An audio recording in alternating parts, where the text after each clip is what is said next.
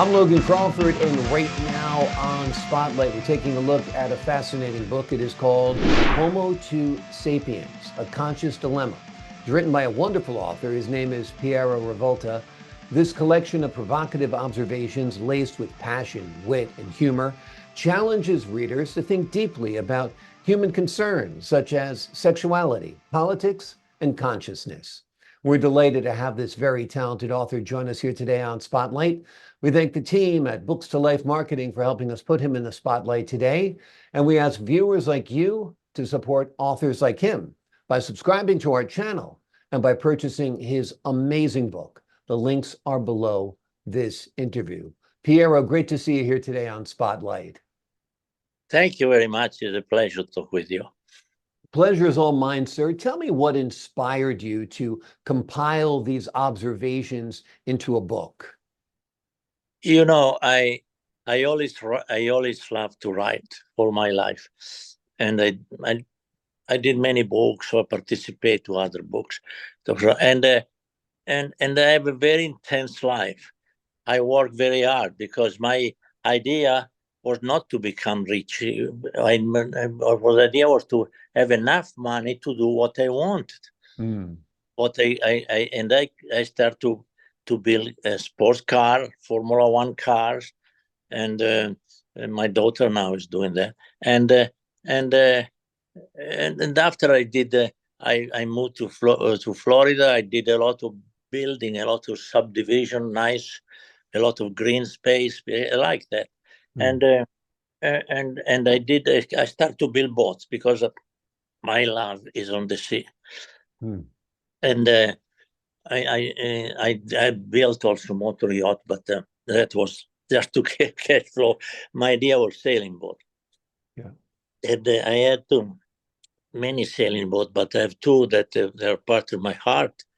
And the one was 60-something feet that I built in Europe, and I came here by sea. And then after I built a 93 very fast carbon fiber boat here in my boatyard in Sarasota. Was mine before. Now it's still alive, the boatyard, but it's owned by somebody else. And with that I went back to Italy, went back everywhere. I sail around the Mediterranean, around the Caribbean. I did thousands of miles. And for me, the most attractive moment is when I leave the marina and the front of the boat start to go inside the water. But I had to work a lot, so I was going around and coming back and working continuously. Fortunately, on the last boat, I started to put a very good system. I could talk with everybody from around the world and do my business, and I keep going like that, and I enjoy very much my life. I have to say that it was very difficult, but was enjoyable. Well, I'm glad you enjoy your life. It seems like anyone would enjoy the life you're living. It's a wonderful life. You live in a beautiful place. You've done amazing things. Tell us about your book, Homo to Sapiens. What's it about, and what are you trying to let the audience in on? But I have to say that Homo to Sapiens is a little bit, I say that because in reality, the Homo is not sapiens, he's stupid. and he thinks to be very sapiens, and he's trying to think super, but in reality, he failed continuously. He go back to the to square one, and he start fighting, start to do the same thing. He repeat himself continuously, and it doesn't go anywhere. I believe in simplicity of the thing. So you pick up an idea and you follow this idea. So you have to be simple and humble. And most of the people, after they think to be Jesus Christ, they think to be God. I don't know what, and they start to teach to everybody, and they don't want to be realistic. and that moved the whole system toward a difficult moment.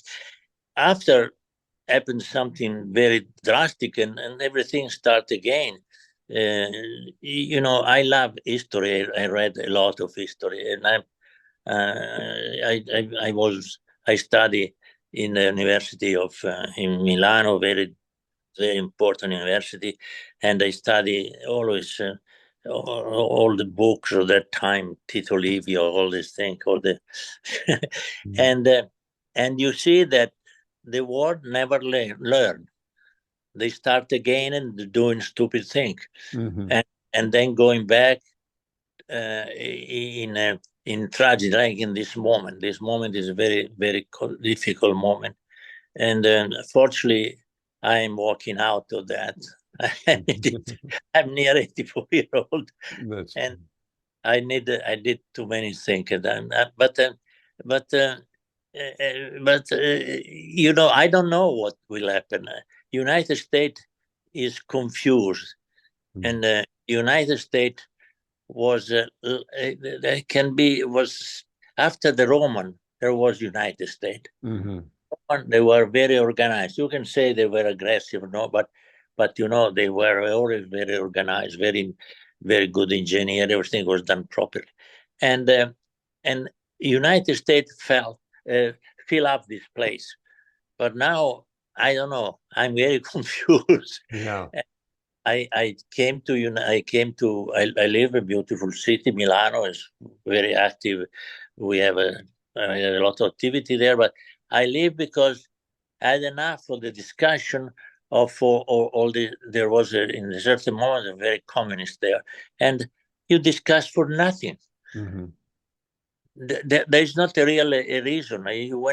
When you want to start something new, you have to discuss for 2 years just to understand what the political feeling is.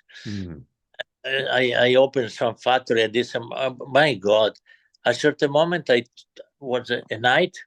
I was I was living in a place, in beautiful place in Maremma, in the country, on the sea, and where I was raising jumping horses. I retired myself for 1 year or two because I was confused, and I told to my wife, I have enough. I have to go. We have, and she told me, yes, but not anymore. Bananas Republic. I try in Santo Domingo, some other place. I did some work in. I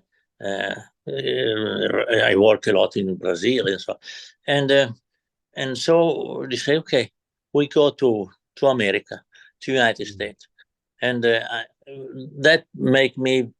I was very happy seeing them, and I love this country. Yeah, it's frightening though. You talk about there was the great Roman Empire, and then there's the great Empire of the United States of America. The Roman Empire collapsed, and it would be a tragedy if this last great nation on earth were to collapse because of all of the turmoil that is taking place within our borders right now, right? Yes, that worries me a lot. And unfortunately, I have nothing to do with that. I'm 80 near 84, 83, so I will never see that. But I have 2 grandchildren, and I don't know what happened to them. But they never collapse for some real reason. They collapse because they start to think ridiculous. Exactly. The simplicity of the thinking. What do you hope people learn from your book? To be more practical, to understand that it doesn't need to do a lot of politics, think a lot of things. We have to survive, to work to survive, and choose the best solution. Or every day you have to choose a direction, because as you work, I did many projects here. You find a lot of obstacles. Okay, it depends from which country. Some country the obstacles are so big, like in Russia and so on, and that you cannot work. I work, and also I did some carrying out in Russia some drawing. I gave up. Yeah. And so many if and but and questions. And so we have to simplify and reason what you are doing, if it's good or not, if it works. Not because you are Democrat or Republican. I don't know. This in the past, I don't know if it was always like that in the United States. I don't know. No, it seems like we're more divided than ever. People have labels put on them: extreme right, extreme left, Republican, Democrat. We all should be humans first, and Yes. then Americans, if we're going to keep this country the United States of America. Your book is fantastic. It is called Homo to Sapiens, A Conscious Dilemma. It's written by Piero Rivolta. It is a collection of provocative observations, and it is filled with passion, wit, and humor, and challenges readers to think deeply about human concerns such as sexuality, politics, and consciousness, things that seem to matter a great deal at times, but might, in the scheme of things, matter not so much at all. Piero, thank you so much for joining us here on Spotlight. Thank you very much. I hope you enjoyed the book. I enjoyed the book, and I enjoyed talking with you, sir. And to the folks at home, I'm Logan Crawford, thanking you for your time, this time until next time on Spotlight. Bye.